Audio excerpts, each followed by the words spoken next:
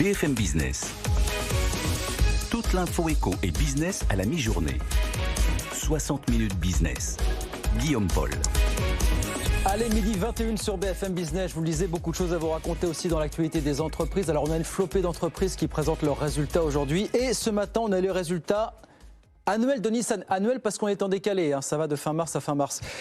Ils sont bons ces résultats. On va en parler avec Guillaume Blondon qui est avec nous au téléphone. Bonjour Guillaume, bienvenue.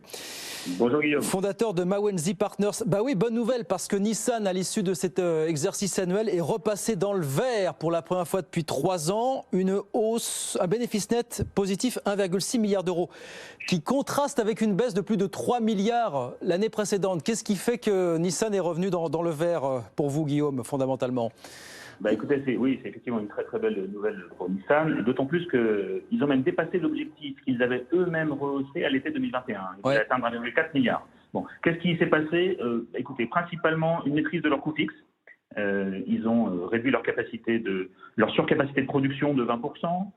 Ils ont contenu leurs coûts fixes réduit à hauteur de 2,2 milliards. Ils ont rationalisé leur nombre de modèles, de produits.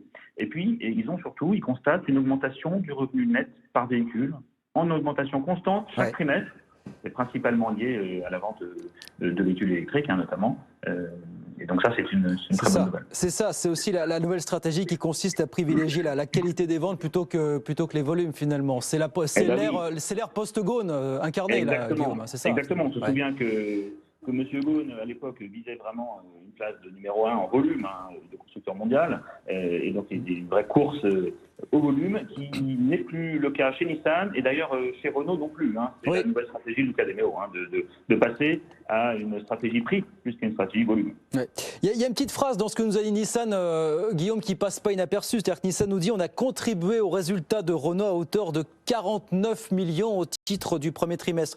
Je crois qu'on n'a pas encore eu le résultat de Nissan. On a eu que les chiffres commerciaux sur le premier trimestre. Mais est-ce que derrière cette petite phrase, il n'y a pas l'intention du côté de Nissan de dire ce débat absolument tabou, notamment depuis 2 ans, depuis la chute de Carlos Ghosn, de rééquilibrer un petit peu l'alliance entre Renault et Nissan? Peut-être qu'il va falloir remettre ce débat sur le tapis. Qu'est-ce que vous en pensez, Guillaume? Alors, la contribution de Nissan à Renault, cette phrase-là, on l'entend tous les trimestres. Oui, c'est vrai. Ça, c'est pas nouveau. En revanche, là où vous avez raison, il y a un sujet sur la place de l'alliance pour le Renault, Nissan, Mitsubishi, pour ces constructeurs. Il y a un nouveau plan qui a été annoncé il y a quelques mois, une nouvelle feuille de route à horizon 2030, essentiellement axée sur les véhicules électriques. Et puis, il y a la volonté de Renault, vous savez, de peut-être scinder ses activités thermiques et ses activités électriques. Oui. Et là, la question va se poser de savoir si Nissan suit cette stratégie de Renault ou pas. Parce que si Nissan ne voulait pas suivre cette stratégie de Renault et finalement co-investir à ses côtés, mais peut-être on pourrait envisager que Renault se sépare d'une partie de son capital dans Nissan, ce qui aurait de bénéfices directs, de rééquilibrer les parts détenues par chacun des constructeurs. Pour rappel, 43% de Nissan est détenu par Renault et 15% de Renault est détenu par Nissan. Oui.